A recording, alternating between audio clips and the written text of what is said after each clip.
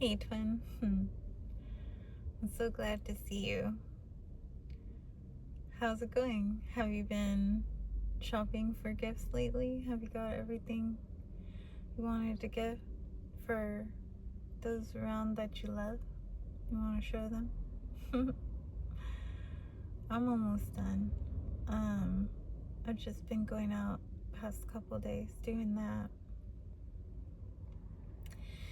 And I also want to thank you for all the love and support and energy that's being shared on my last video. I'm just like, my heart is truly warmed and just so glad to have made so many new connections that this channel has made, and it's just the beginning of our super happy ending. I had recorded a video on the winter solstice yesterday and did a little one card reading in there. And I was looking at it and I was like, you know what? I'm just gonna post the reading portion of that video because what was said will come out in other ways. And so I just feel the energy of that video and the other portion could be best expressed another way. And it's not that I'm masking or putting on any show, but just trust me, okay? But I wanted to talk about, because, you know, around this time of year, especially with the winter solstice, and then we have all of our festivities and holidays about light. And that was something that a reader had told me on Sunday when I went to a toy drive that Kathy had invited me to at her work, and it was hosted by a channel here on YouTube called Barrier Beyond, and I will post their channel. I just watched their Turnbull Canyon videos, pretty good, and you should definitely check them out as well. I mean, that's what it's all about, right? We're breaking the fourth wall. So, oh gosh, yes. So the magic of this time of year, because if you're in the northern hemisphere, you have winter, and most of us are wanting to stay in and rest and, you know, just cozy up for the next few months. I like to do a little bit of both, go out, stay in. But this is also a time of miracles, a time of elevation of magic, expansion of, magic, miracles. It's, yes, you know, December 25th, not everyone, but lots of people celebrate as Jesus' birth. But, I mean, if you really look at it, it wasn't born in December. It just, sheep would not be grazing in pastures in the dead of winter, you know, like it just doesn't work like that. And so just do your research, do your history, and you'll see how December 25th was just a way for Constantine to blend the pagans into the fold here, into their fold. So just don't hold on too tightly to what you think you know. what traditions you uphold. Because, yes, Jesus is one of the greatest magicians to incarnate. And we have many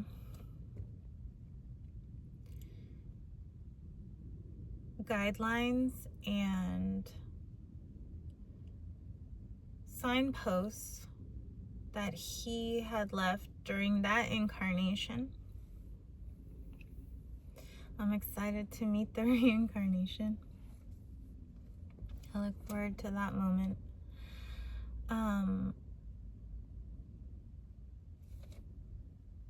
Jesus is not the only person to perform miracles. Jesus is not the only person to exhibit magic to others. Now, I'm sure there is an extremely long list of us that have all the, credits to our names. But there's two I would like to talk about because I do have a lot of information on the European heritage of my bloodlines, but my Mesoamerican and indigenous heritages are a little bit harder to decipher. And the universe has advised that we are of the Tzotzil. But I also would like to talk about two healers, two curanderos, who, one, she didn't really align with any sort of religion. And the other, he was very much involved in Catholicism, but is not recognized as a saint by the Catholic Church. So, but he does have a huge following. So Barbara Guerrero, also known as Pachita, and I had heard of Pachita from Mark Houghton, again, on YouTube, and he had mentioned her in one of his videos because he guides others in manipulating quantum physics, the quantum field, recognizing that the subconscious brings forth your reality and how to work with the subconscious, right? To not manipulate, but influence it. In any case, I had looked her up then and was like, okay. And then a few months ago was when I used to go on walks with some coworkers. I had brought her up, and the mailroom manager, he was like, oh yeah, I know her, and we were talking about her, and he's like, oh, have you heard of El Niño Fidencio? And I was like, no. So I looked him up as well. So going into Pachita, basically she channeled the last Aztec emperor, and I hope I'm not butchering this, but it's Cuauhtemoc. And she would he's also known as El Hermanito. And so she would basically transplant. She could perform all kinds of surgeries, but they were quantum physics surgeries. She had a hunting knife,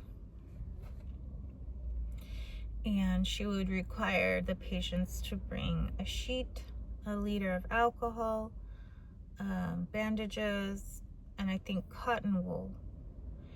And she would,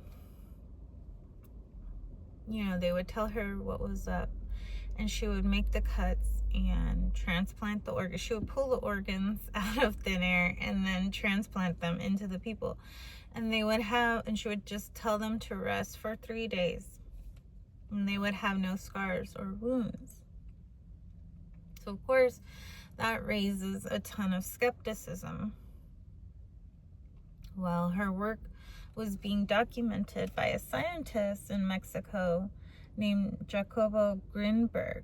And he also, I forgot what it said, but basically he was saying that Pachita was able to perform these things because she could manipulate a neural field. She could manipulate the lattice of the space-time continuum. And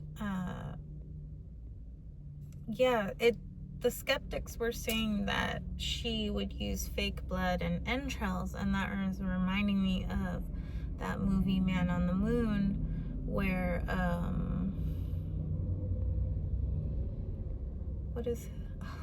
Andy Kaufman, when he had cancer, and where did he go? I believe it was an East Asian country. I can't remember. Was it Thailand? Indonesia? I'm not sure. But when he went there, because he was under the belief that they could cure him, and when he was there and he saw that they didn't cut him, that they used, they just did sleight of hand, and he ended up passing from the cancer. So, because apparently a jazz musician that had Lou Gehrig's disease, he went to visit Pachita. I believe his name was Charles Mingus, and she performed her operations, but he still ended up passing, I believe 4 months after.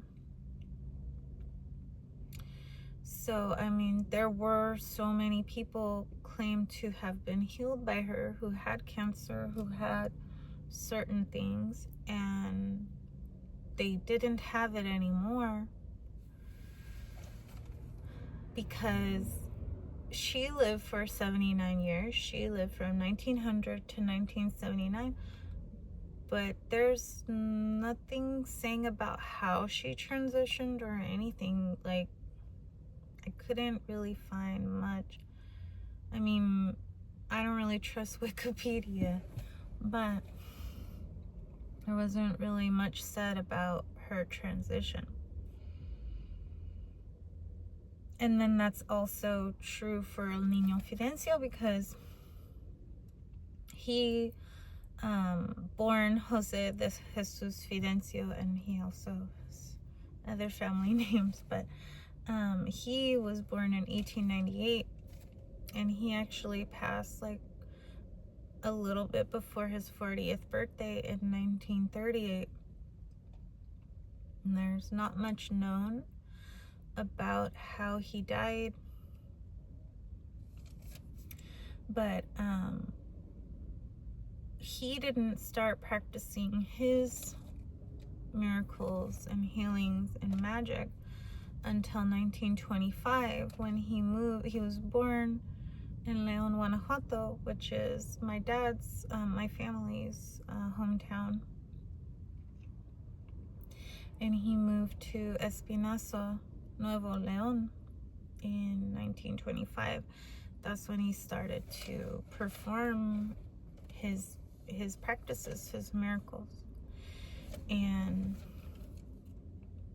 he claimed to receive knowledge of healing herbs and practices from Jesus and other beings. He said they were supernatural visitations. And a lot of people were drawn to him because he had a very childlike demeanor. So, that's why they call him El Niño, I guess. But my pen ran out. Let me see here. Yeah, so he would just heal ailments and give curing remedies for things. And he would give advice about life and love and just basically what we're all doing, for each other. And he never charged for his services. He gave them away. Even when people gave him things, he gave those things away. He lived very, very humbly. So that is another case in point of wanting nothing and having everything. The world is yours, so you give yourself whatever you feel you deserve. And if he felt, yes, he felt he deserved it, but if he felt he wanted to give it away, then that's up to him. And if he felt he wanted to receive it, that's also up to him too. Because even so, like, having nothing and receiving everything, we have Jesus as well, exemplifying that. But, we must remember that Jesus, and I'm being guided to say the things that not many people will say and not many people want to hear. But these downloads that I get, I'm being nudged to say them. So, this may be controversial or not, you tell me, twin. But there are 18 years that are undocumented of Jesus's life. 18 years that, I mean, if we really went within, we would find out what went on in those 18 years. We can ask him, he will tell us. But if you're just relying on the 3D for your information, you have a huge gap of time where you have no clue what the fuck he was doing. You can be doing anything. Remember, Jesus came here also to have an experience, not just to be your savior. In fact, he's not really your savior, but that's just part of the conditioning. The only one that's gonna save you is you, twin. So, and he also told us that the kingdom of heaven is within. When he said he's the way, he said, be like me. Know that you are divinity, that you're not separate. And that's just another thing, is like, he just doesn't want us to keep praising him. But anyways, I mean, yeah, give thanks, right? Give respect to each other. We give gratitude to one another. We always should. But just like relying on Jesus to do everything for you. I mean, you may be pleasantly surprised and you may not, I only wish everyone to have the highest preferred experience. But when my point is, in that moment when they were about to stone Mary Magdalene to death for being a whore, for being an adulteress, he said to them, anyone who is without sin can cast the first stone. So, if Jesus had no sin whatsoever, if Jesus never did anything that could qualify as sin, why didn't he cast the first stone? Why didn't he start chucking rocks at Mary Magdalene? And yeah, you can say, oh, because he's the savior, this and this and that. We all have sin. We're all born with sin. If you want to go even more into that, we're all born with original sin. Jesus is not excluded from that. But what you think is sin is actually trauma. Coming through the birth portal is traumatic. Some of us experience it to nth degrees, and some of us have an easy ride out. Just walk on out. Oh no, that's pretty awesome. But it's not because and then she became his closest disciple. And there's all this talk about, I mean, she is his divine counterpart. So, of course, you have to understand that even in death brings two souls together even closer, because there are no physical limits. That's why it always confused me when people get married and it says till death do us part, and it's like, no, like, if anything, you're even closer, because there's none of this middleman in the way. But yeah, they definitely know that no matter what happened, they'll always be connected, they'll always be together, and they are. I mean, two halves of the same soul, of the same branch, because we're all channels, we're all iterations of the void. It was like one channel that split itself off just so it could keep coming back together.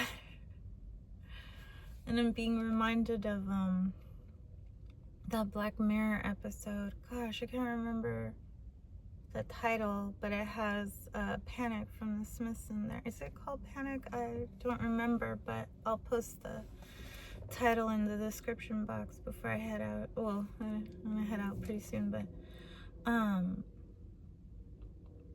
it's about this couple where they actually choose each other over and over in like these different lifetimes. But it's actually just them using an app that gives them a match percentage, and then they realize that they've actually been with each other like so many lifetimes, so many timelines. And it's just like, I think I'm gonna go back and watch that episode if I can somehow. But yeah, twin,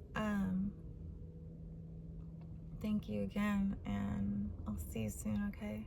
Take care. Love ya.